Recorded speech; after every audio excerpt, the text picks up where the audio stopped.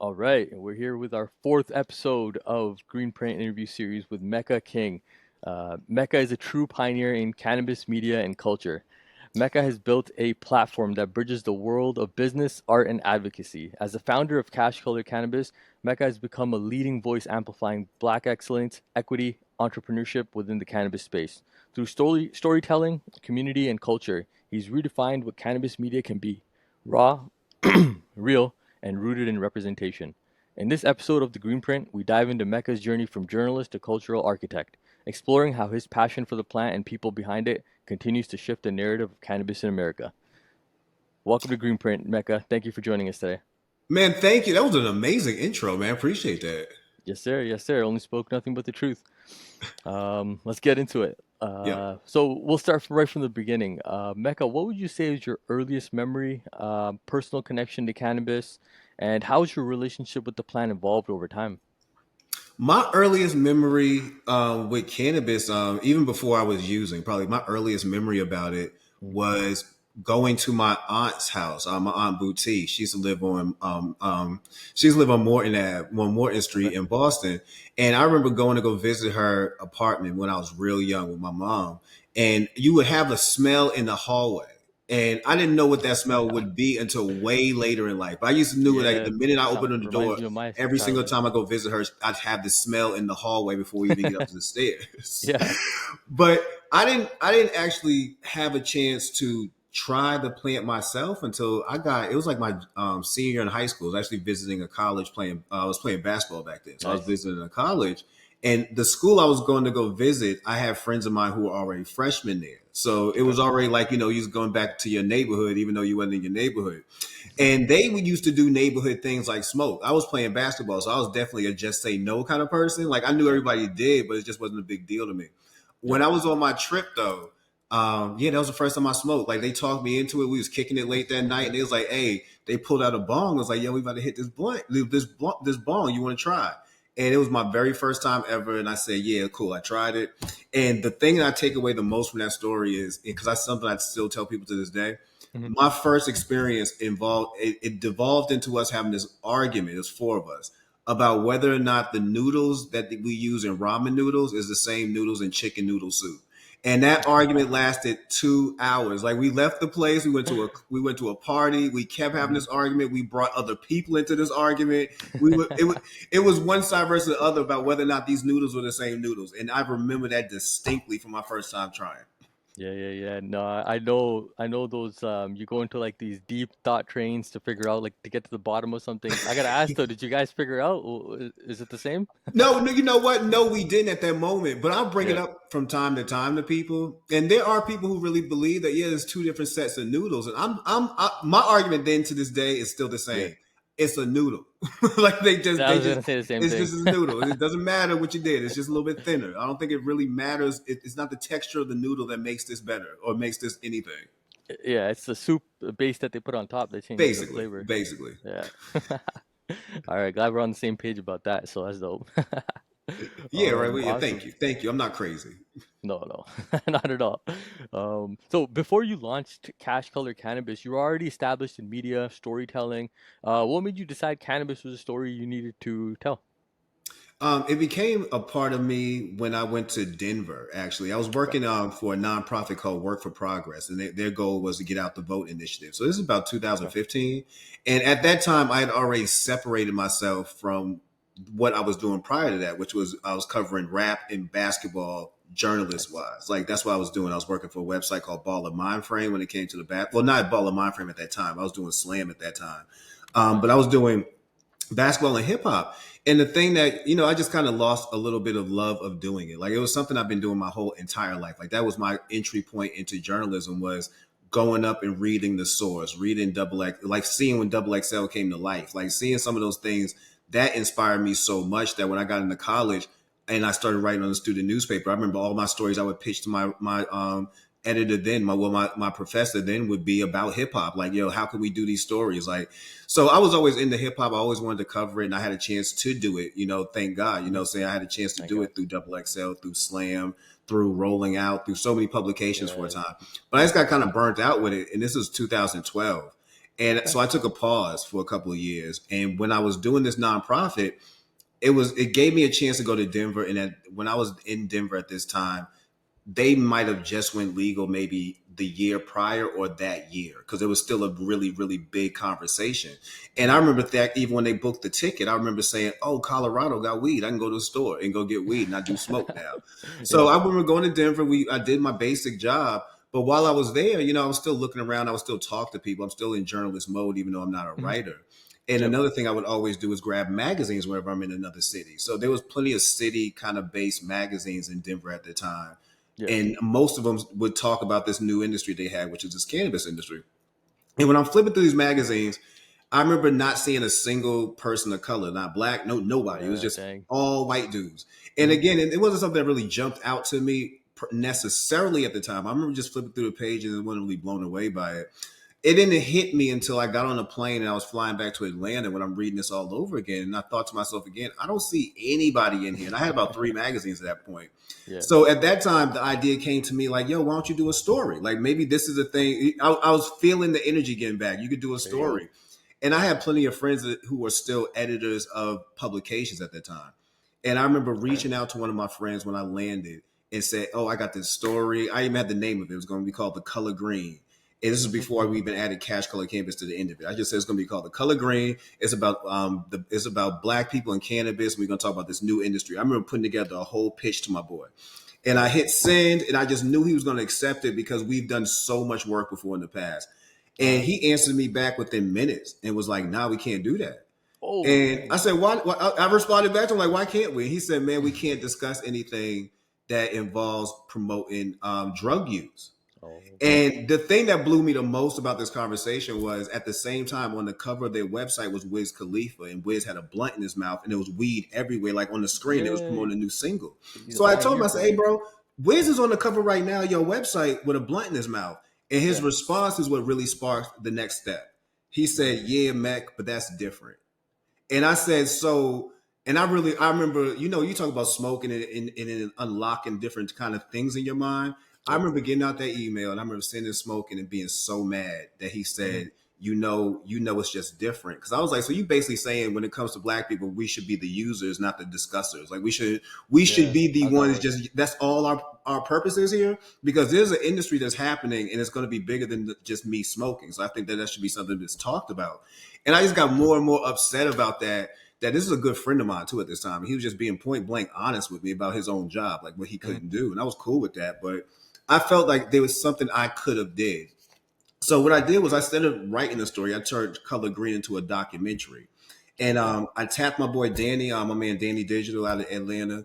And me and him, he helped record like a bulk of it. Like we had a bunch of people who actually came to Atlanta at the time. This was 2015, who would do some interviews for us. We went to New York and did some interviews. And it was cool. It's something that was moving pretty well. But with documentaries, especially somebody like myself, I'm a solo entrepreneur, period. Like I don't have a big team around me. And aside from me in digital, it wasn't no real money to be made. It wasn't a real, I started getting to that point. Like, where's this going to go? Like, even with the money I could spend right now, it's still not, it's a never ending story. I remember saying that it's a Mhm. never ending story. And I don't think I'll ever get to the point where I'll be able to capture it the way I want to capture it.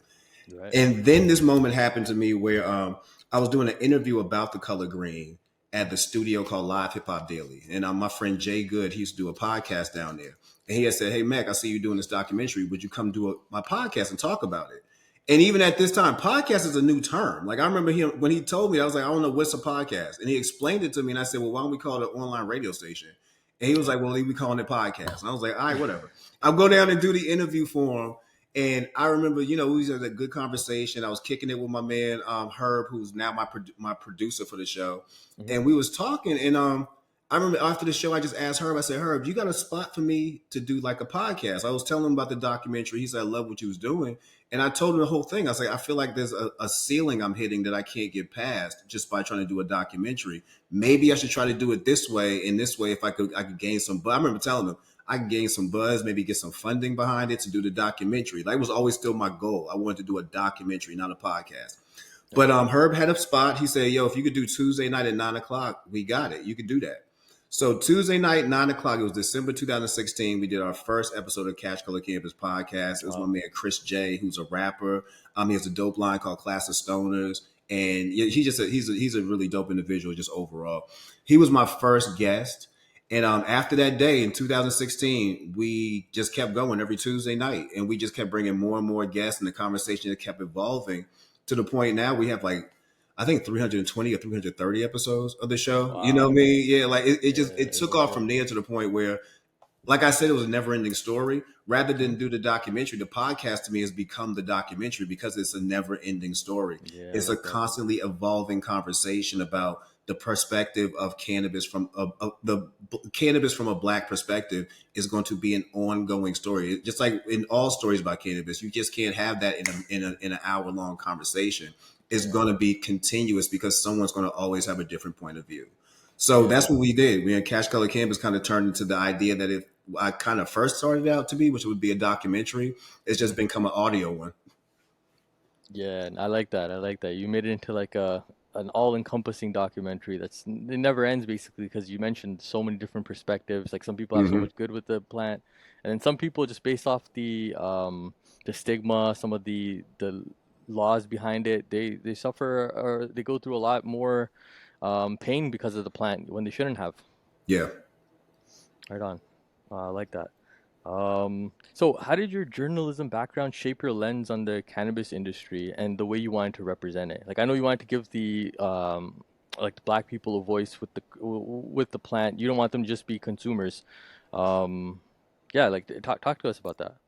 So my perspective is, Hmm. I do come from a journalist background, and I'm proud to say that. Like I say, Yeah, I was co-editor of my student newspaper. Like my first story I ever wrote in my life, I was 15 for the Dorchester Community News. I've always wanted to dang, write. that's young. Yeah. And when I look at it from the cannabis perspective, I wanted to take the perspective I already had currently, which was me being able to do these stories for that I've been doing prior to that. It was all hip hop, it was all sports, but Hmm. it was never that cut and dry. Like all my interviews would always would always get a little bit deeper than the music you're listening to, the album you just put out, or whatever just happened. It would always be a slightly different than that.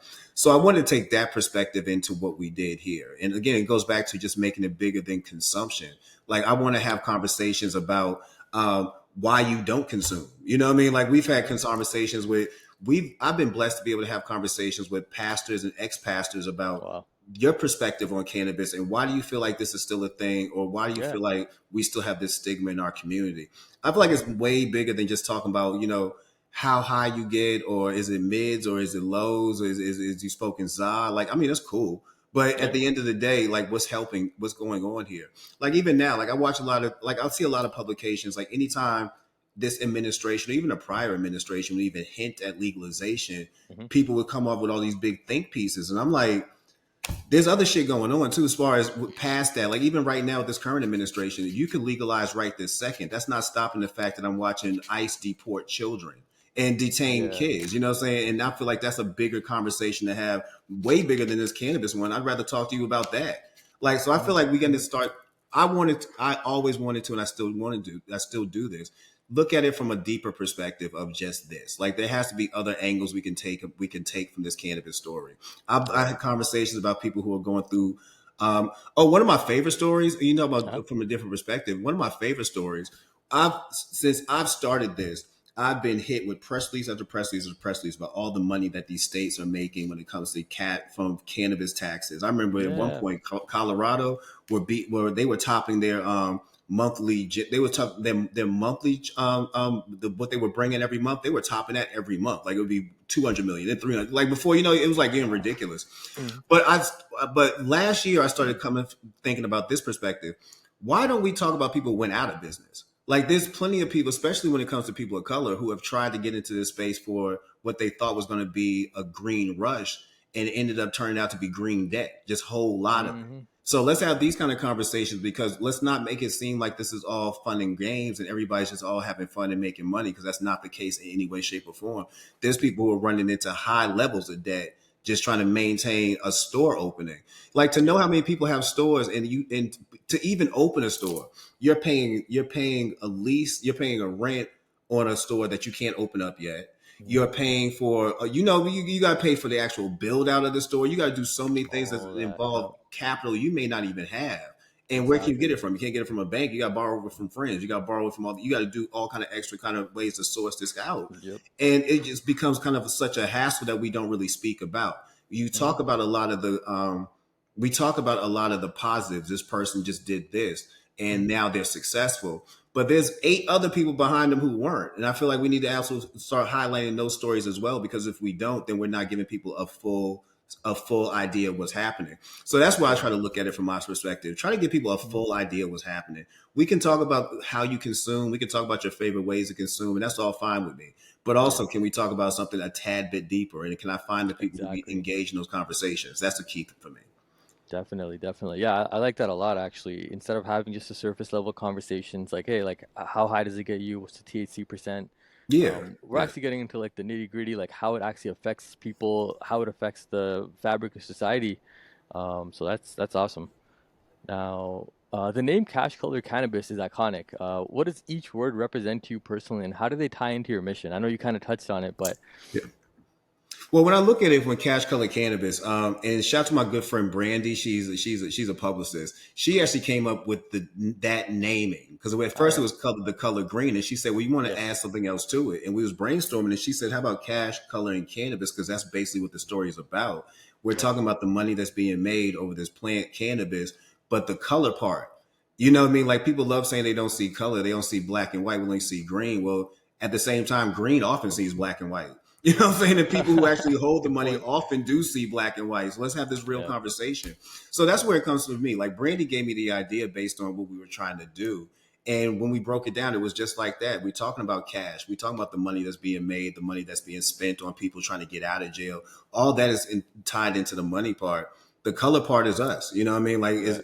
it's the people who are in this conversation, who are in these binds, who are in these situations, either trying to be successful or just trying to live a life. And Hmm. then cannabis is why we're all here. So that's where it all kind of ties in together. Yeah, okay, okay. That's a nice backstory for that name for sure. Um, what challenges did you face when you when first stepping into the cannabis space as a black entrepreneur and storyteller? Like how did you push through those early walls?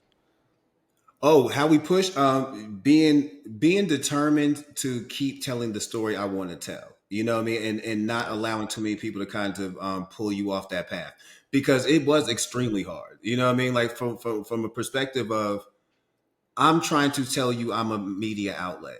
First off, Right. we're all even prior to right now where we're at, we were already in a space where people were having doubts about what is media based on social media now. So many people are getting into Right. this, getting, picking up mics, and they were just doing stuff. So Hmm. first you had to prove that you were going to be a valid option for people. Right. Second, you had to prove that you was going to be a safe one. We were in Atlanta doing this show. Nothing in Georgia is legal when it comes to cannabis. We might have cities that are Mm, decriminalized, such as Atlanta, such as Fulton County, but we're not talking about a legal product in any way, shape, or form. Like, there's no retail shops where it's not that. exactly. So Yep. when I'm trying to having people come live to our shows, you're also talking about protecting people. You're also Yeah. talking about Good making point. sure people understand that this is a safe situation. Nobody wants to walk on here and give too much of their story and walk outside and get arrested. Yeah. So, you know what I mean? It's one of those things too. You have to prove to people that you are a safe option as well, that I'm not going to try to get you Try into a to set up. situation or put you in a bad situation where you incriminate yourself in any way. Exactly. And Good lastly, just making sure again that what I'm giving out is super quality. Like, point. I see a lot of stuff that gets put out there, and a lot of it is content. And I don't, as much as I love the new world and I love what's going on, I hate the term content because I feel like it devalues actual art. And Mm, people are putting out actual art, whether it's writing, whether it's music, whether it's actual art, and it shouldn't be devolved down to just this is content. And I feel like I want to make sure I give people that level of quality through the podcast, through the magazine, and the website, that mhm. it goes bigger than I just gave you some content. It's not a listicle every day. You know what I mean? Like, the stuff we do actually takes me 3 or 4 days to kind of figure out before I even upload it. And I, Yeah. I want to make sure that you understand that this takes time. This wasn't something that, and there's no knock on content creators in any way, shape, or form. It's just I do feel like the term sometimes devalues what is actually given out. We should think bigger than just content. I feel you. Okay, for sure. Now, there's often a stigma tied to cannabis, especially in communities of color. What role has your platform played in changing those perceptions, if any? Oh, by presenting again, a representation matters, and by presenting these conversations with these people with faces that look like mine at the forefront. Again, whether it's you being successful in business or you having to close up your shop, whether it's you learning that how to use this medicinally for your medical for mental issues, medical issues, or whatever, or you True. just being somebody who just now found a plan that says I like doing this versus I like drinking. You know what I Yeah. mean? Like, I just want to make sure that we're being that kind of representation and allowing that voice to be seen. Representation totally matters. You know what I mean? And Yeah. I think about that all the time. That the what we put out is what we see in this world. And I want other people to understand that. You know what I mean? Like, Yeah. what you're reading and what you're seeing is true stories, real people who are just Absolutely. like you from these neighborhoods. So take something from that. And I think that that's what we do. 100%. 100%. Yeah, I love that. So that ending right there kind of ties into the next question, and it's something I've noticed too while doing this interview series for both men and women.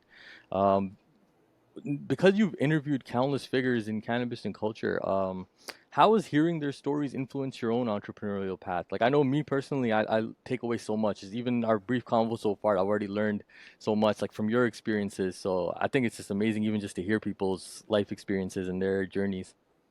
It helps me a lot. Like, Yeah. and I had to come to grips with that last year. Actually, I was diagnosed with non-Hodgkin's lymphoma, and I Oh had to go man. through chemotherapy. It was a whole Yeah. Sorry thing. to hear, brother. And when I was towards the tail end of my chemotherapy journey there, because I had to do it for half the year, All right. I remember sitting down and telling a friend of mine how I kind of wished I was more intentional when it came to listening to some of my interviews, because I do take away a lot from people, but at the same time I could be honest. Like, sometimes some stuff will go through one ear and one out the other because you're doing so much. But here I am going through this journey of now having to go through chemo and having to learn how to take care of myself afterwards. Like when it comes to nausea, when it comes to keeping up an appetite. At one point, my doctor recommended to me. She said, "You smoke weed, right?" I said, "Yeah." She said, "Well, you might want to keep doing it right Wow. now because it's going to be something that's going to help you out." And as I Right. was going through those kind of situations, I remember thinking of so many interviews I've had with people who were Hmm. telling me about what they went through, and that's where it went back to me being more intentional. I started thinking about those kind of people, those people who would come on my show and share those type of stories.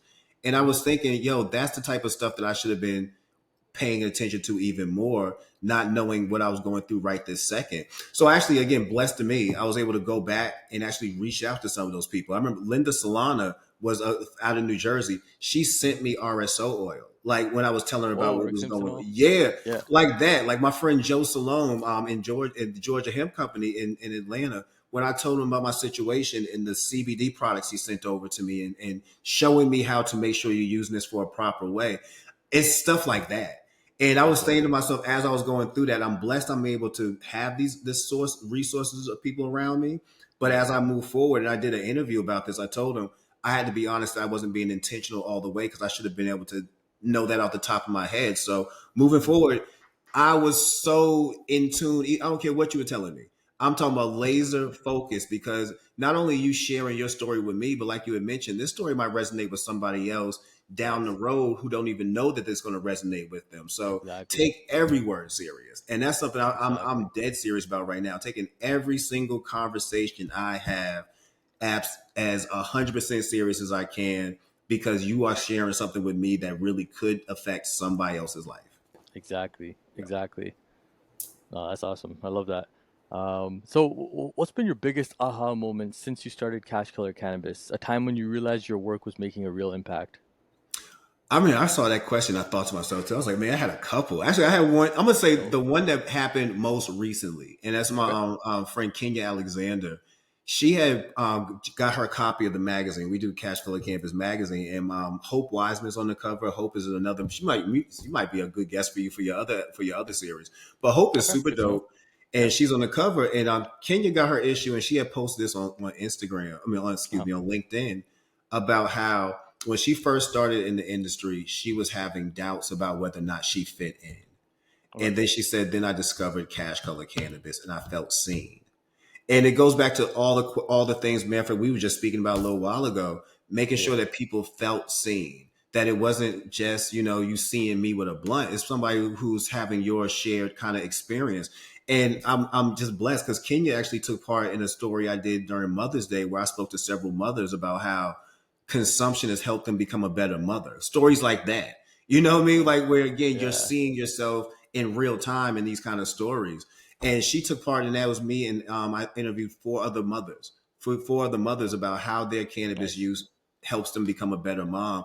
And reading those stories, again talking about being intentional. Reading those stories was so like, man, I'm a champion you sisters forever. You know what I'm saying? Because of what you're Yeah. doing. Like you're carrying not only just like the you're carrying the weight of a family and your own personal life. And yeah, this is helping you balance that out. I will be a champion for you for life. You know what I mean? For you because you Hmm. shared that story with me. And Yeah, it's it's it, true it's story. that like being able to hear her say that out loud is a huge reminder that what you're doing super duper matters. And Yeah. yeah, man, I was happy about that.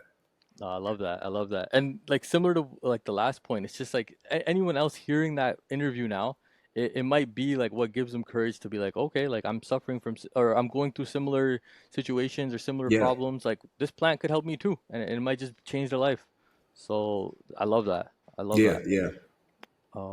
Now every founder has that one moment where things could have fallen apart. What was that for you, and what kept you moving forward? Oh, cancer.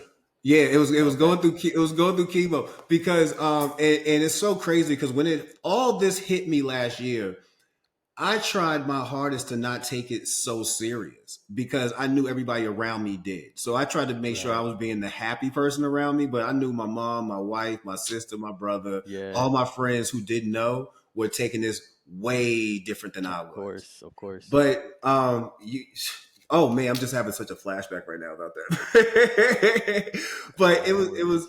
I'll say the question one more time. I'm sorry, I lost it, bro. Just even thinking Yeah. about the whole journey again. For sure, for sure.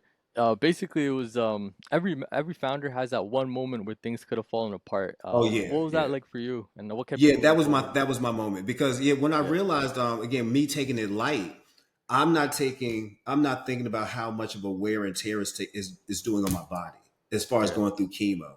I would try to bounce back after a session. Like I would go every other Thursday, starting in April of last year. I would go every other Thursday. okay, I would try my hardest to be back up in what I feel like is my normal pattern hmm, about 24 hours after I do my first session.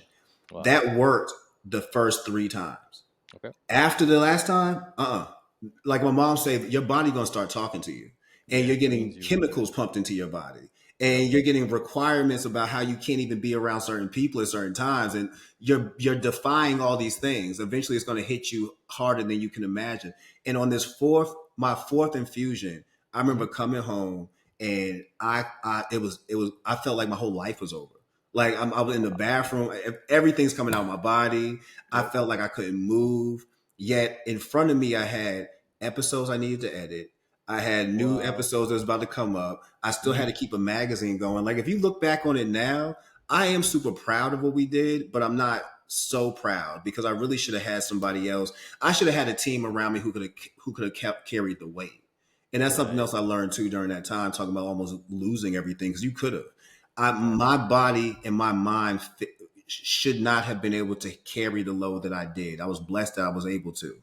And we did absolutely, some great stuff. Like I started doing my first long form podcast interviews. We did a series called Black and Green, which is a 5-part series, which is kind of like the documentary where we kind of talked about issues in cannabis from a Black perspective. And right, I ended up interviewing 12 people. And it was 5 episodes. And it was my first time editing a video or editing audio on my own. I took on all these tasks and I did them well, but hmm, I shouldn't have. And at any given moment, I realized how much my own health could have stopped all this. And it did several times. There was times I couldn't go to conferences. There was times I couldn't go to events because right, my health wouldn't let me do it. And it got to the point where if we couldn't, if it could have went left. Like really, it was a time where if you wouldn't have took care of your body as well as you were doing it even prior to chemo, this would have been a dud for you the entire year because of the amount of work you do. right, So I had to take, luckily for me, I was able to take a beat. I have people around me. My man Herb, like I say, who produces my show. My man yep, Jarrell, who lays out the magazine. My man Joe, who's my cameraman, they were able to keep me with stuff so I didn't have to keep doing stuff. It makes sense. You know Yeah, what I mean? Like I yeah, already had old episodes done. They were able to edit some of those. Joe was able to yeah. keep me with pictures so I could able to keep the timeline going. Jarrell, when he came on, took a huge burden out of my life by just saying, look, just finish the stories. I can do the layout. You don't have to find nobody else to do all this stuff. We gonna make this work.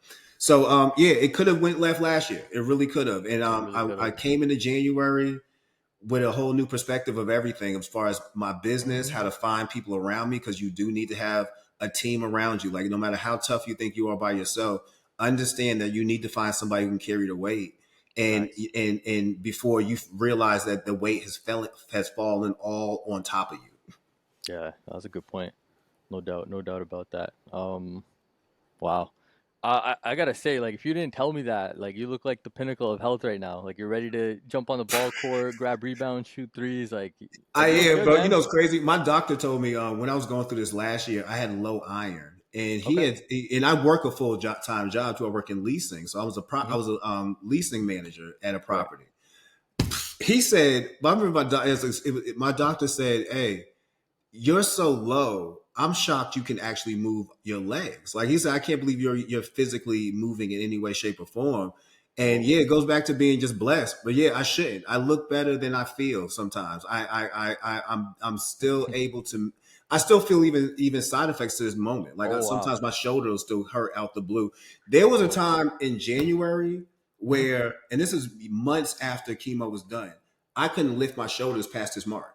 Whoa. And I'm Wow. talking You're about extreme. I would wake up sometimes, I'd be in such pain. My wife would Dang. have to help me lift my arm up. I'd hear it crack, would have to lift my arm up so I can get out Whoa. of bed and then help me lift the other one up. I Mhm. can now go like this. You know what I'm saying? Like Yeah. I'm very happy about life, man. Yeah. That's blessed. That's great news. Dang. So wait, I gotta ask real quick. Like, what is it? The inflammation? Like, what is that? Yeah, it was. Wow. That's what my doctor told me, because I was telling her, I was like, maybe I said I couldn't tell what it was, and she said it was exactly that. So I would have joint pains in one shoulder. Sometimes it might be this shoulder. Occasionally, though, it would be both. And when it was both, you talk about pain, and you talk about almost not wanting to go outside because Yeah. you can't lift something. You know what I mean? Like it changes Hmm. your whole. And I feel so bad for people who have to go through chemo longer than Yeah. I No did, doubt. because I'm when I was sitting in them rooms, I'm seeing people who this is your life. You know what I mean? Like I'm blessed to be able to say I have to do this for 6 months.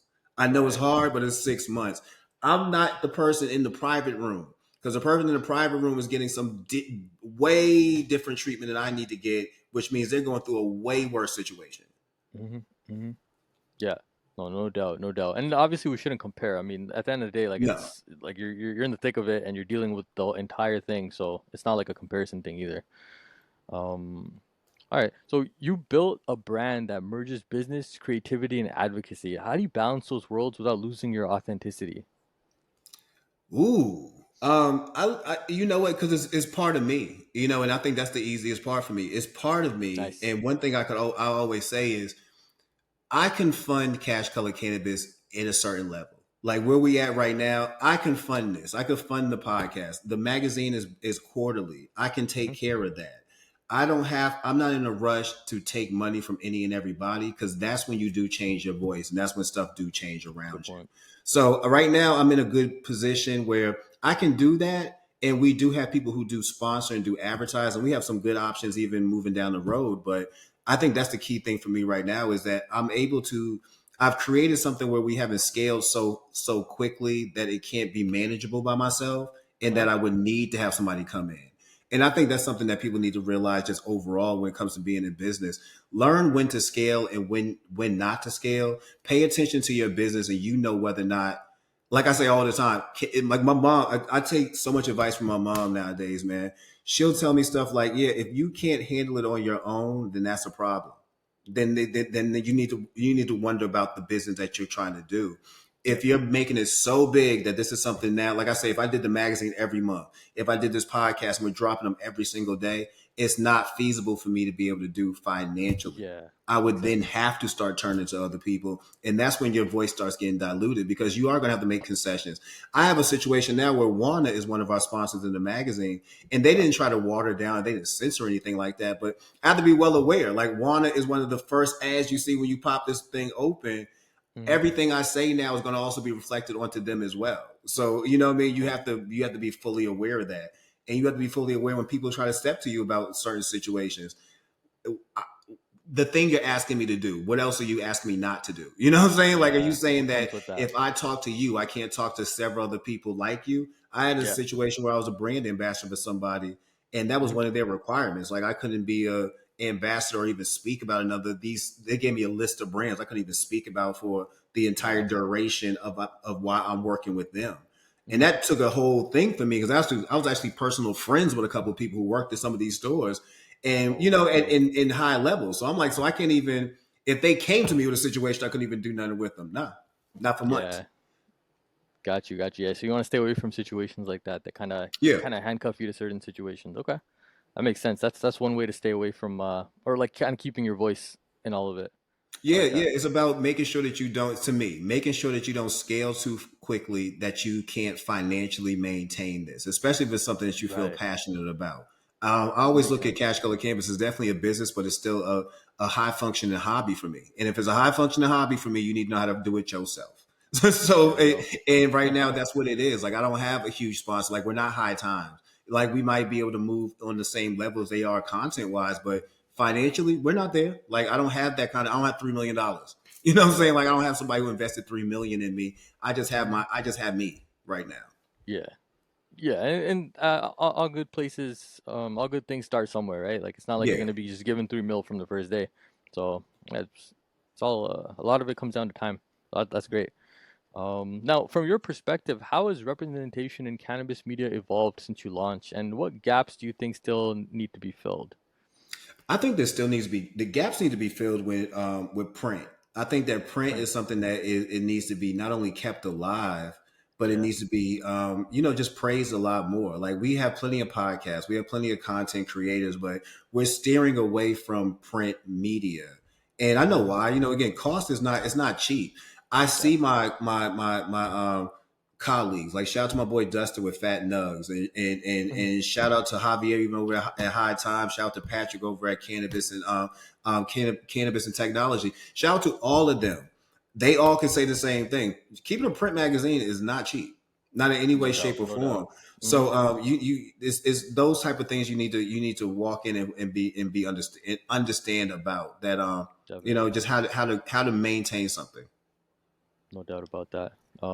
Now, when you think about your growth as a person and a founder, what lessons has cannabis itself taught you about patience, risk, and resilience?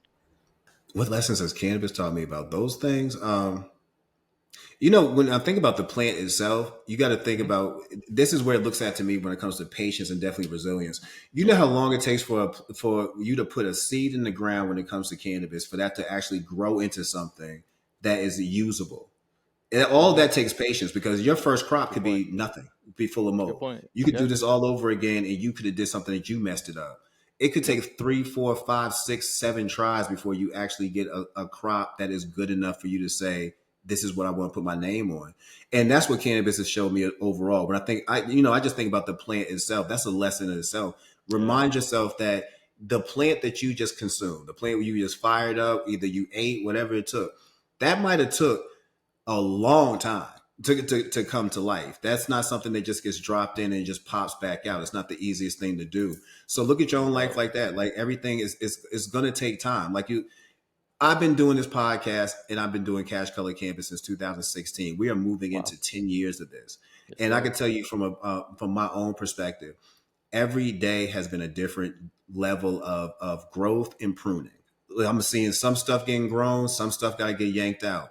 Every Yep. single day is like that. So you got to take patience. You got to be patient. Even like I told you today with the whole thing we're dealing with the magazine. I Hmm. have 11 issues of this magazine uploaded to one platform, but today the 12th one wants to be wants to be the biggest hindrance to where me and my layout dude, he was calling me during this interview saying, "Yo, I think I finally figured it out." It's taking all that kind of time. I could Yeah, have yeah. early me would have had a whole conniption about this. Today me, I remember texting him today. I said, "Bro, we got time. Like at Nice, some nice. point, this is going to happen. I'm fine. Yep. You know what I mean? Like it's going. And Yeah, once it's done, it's going to be beautiful because we created something beautiful. yeah. I So love that. patience. That's where the cannabis is taught me. Patience, be 100%. resilient, understand that stuff doesn't just pop up all that quick. And Yeah. occasionally you're gonna have to prune it, get rid of it, and start over again. Yeah, no doubt. I think that was a beautiful answer. Not only did you give like a personal experience of like how you've become more patient and things that you would have been like, yo, get on this ASAP, like we need this done today. Now you're like, hey, it's gonna get done. Give it a couple more days if we need it. Yeah. But the fact that you tied in the plan itself to the answer, I think was beautiful. That was like almost poetic because it's so true, right? Like how you mentioned it's gonna take, even if you do it right the first time, it's gonna take you a few months. And then if it's your first time, there's no guarantee you're gonna nail it, right? There might be Nope. mold, there might be other issues, so many other issues that could come if you're growing inside, outside. So, yeah, that was a beautiful answer. I like that one a Appreciate that, lot. man. Yeah, yes, sir. Intentional, being intentional with my answers, man. Hey, that's what the people want to hear, right? Like they're gonna be learning from your experience. So there's this saying, it comes from science, but it's from I believe it was Isaac Newton, and it's like it's on the shoulders of giants that we can see farther. And I think that that's like something that's for in all aspects of life, whether it's cannabis, whether it's business, whether it's like an interview series. Um, you can just learn from people that are doing more than you, that have already been there. They've taken the steps that you want to take, and you can just learn from so much from other people and from their advice, from their experiences that, like, it almost makes it feel like you can do anything. Like if someone else has done it, they kind of made the blueprint for you to follow their steps. Like, gonna get off topic a little bit. Like Jordan, he made the blueprint, and Kobe's like, okay, so like this is what you got to do. These are the skills. These are the skills I got to learn. Oh, everyone else works 2 to 4 hours a day. I'm gonna do six. Yeah. So like like just on the shoulders of giants, we're able to see farther. We're able to just like learn from everything they did and add on to it. So yeah, I think that was great. Yes, man. Appreciate that, man. Yes, sir. Absolutely. Now, you've already given so much good advice, but what other advice would you try to give someone that's trying to enter the cannabis industry, especially someone in a similar background and community as you? Know your lane. Know your lane and be comfortable in that. And again, remind yourself is patience. And remind yourself just patience. And when I say that know your lane, you have if you say you want to do a podcast, what's the podcast about? I want to do a podcast about cannabis and we're gonna talk about lifestyle. Cannabis lifestyle what? You gotta keep niching it down because you Yeah, have a billion people having the same conversation. And just because you see somebody having a conversation that you feel like you could do similar doesn't mean you still can do that. Like again, you talk about, especially let's go back to cash color cannabis. You yeah, talk about something that I have basically market tested every single time I stepped into a studio. You know what I mean? Like every time we sat down and do an interview, every single interview was me trying to get better at doing this thing.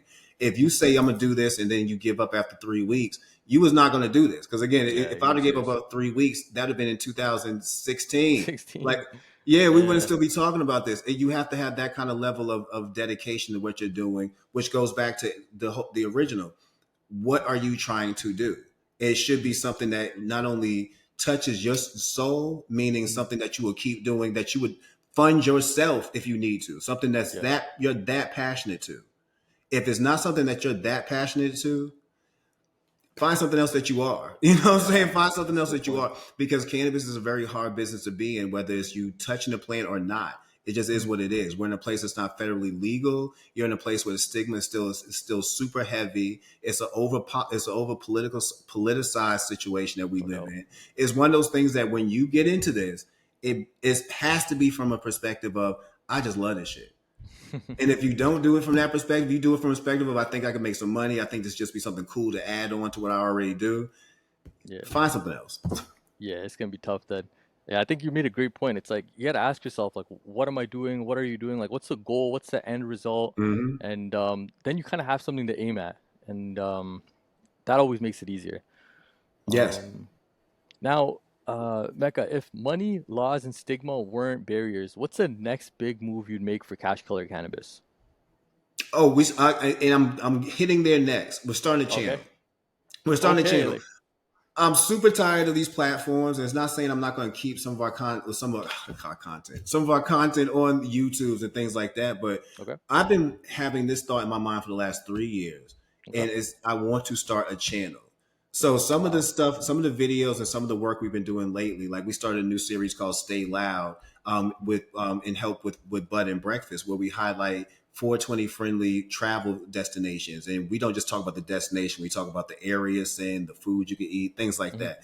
So we started a new series called Stay Loud. We started a new series called Diaspora Reflections, where we take a look at Black cannabis culture around the globe. So we go through the Caribbean, we go to Africa, we go through just around the world in different Dope. pockets of places, what's going on. We have a series called Loud Legacies, where we look at the loud legacy, we call it, of a certain individual.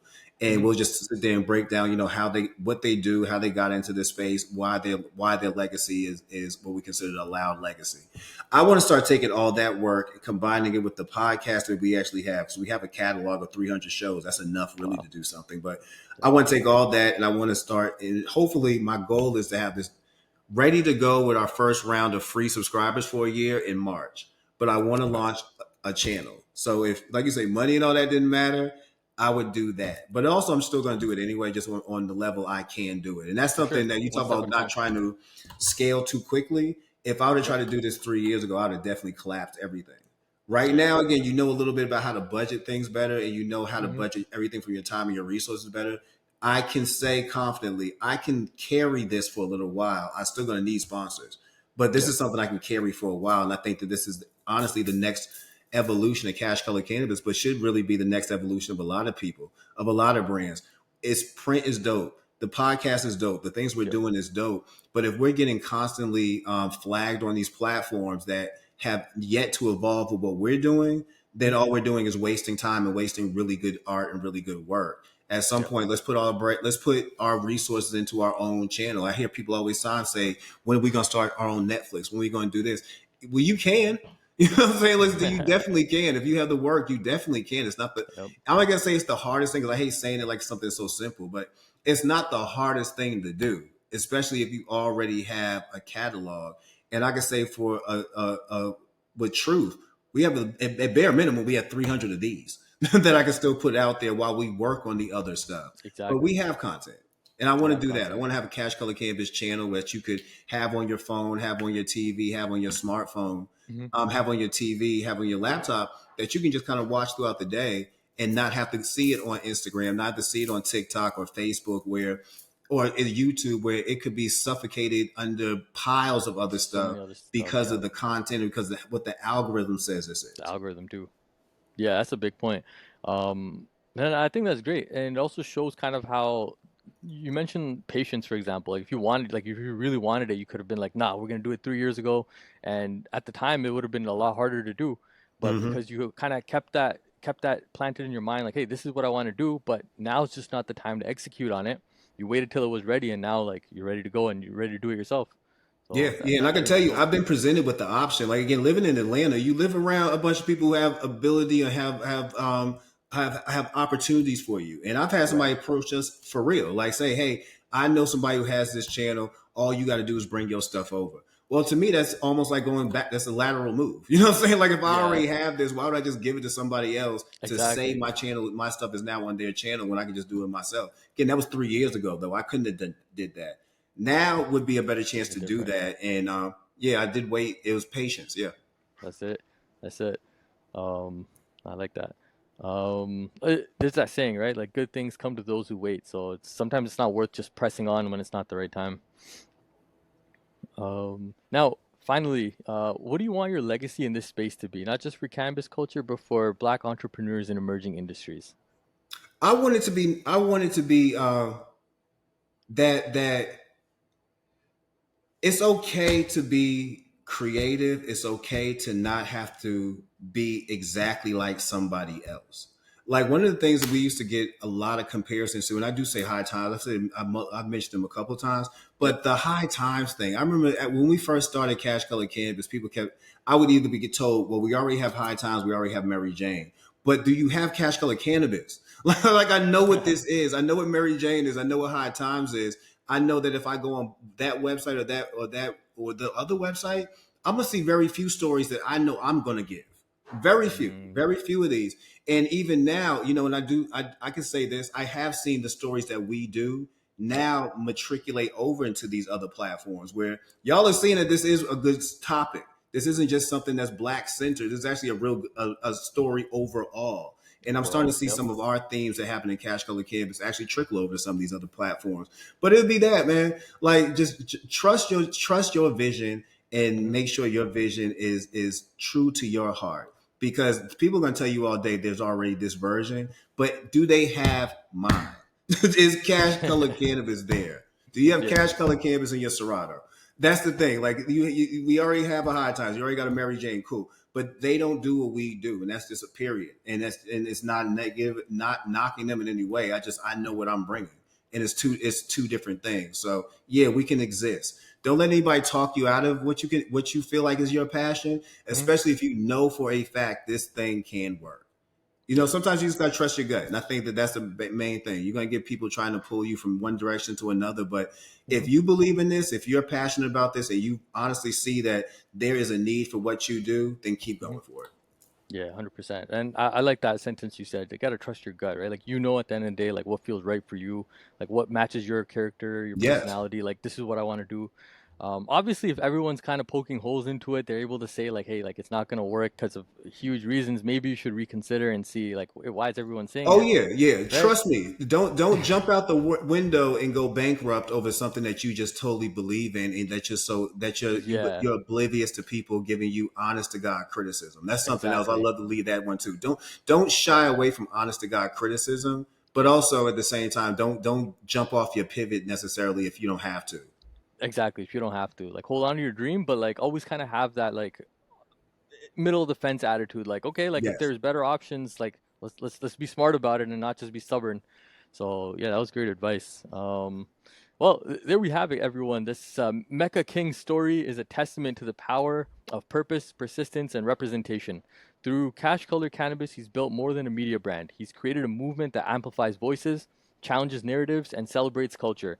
His journey reminds us that cannabis isn't just an industry, it's a story of identity, community, and change. Thank you so much for joining us today, Mecca. It's been an amazing interview. Can't wait to edit this and have this posted. Hassan, I appreciate your time, man. I'm glad this finally happened. I know we were supposed to do it last week, but this Yes, sir. everything works at the right time. Exactly. Everything works in the right time when it's meant to be. So I'm really glad to have you here today, brother. It's actually very inspiring hearing your story. Learned a lot from you.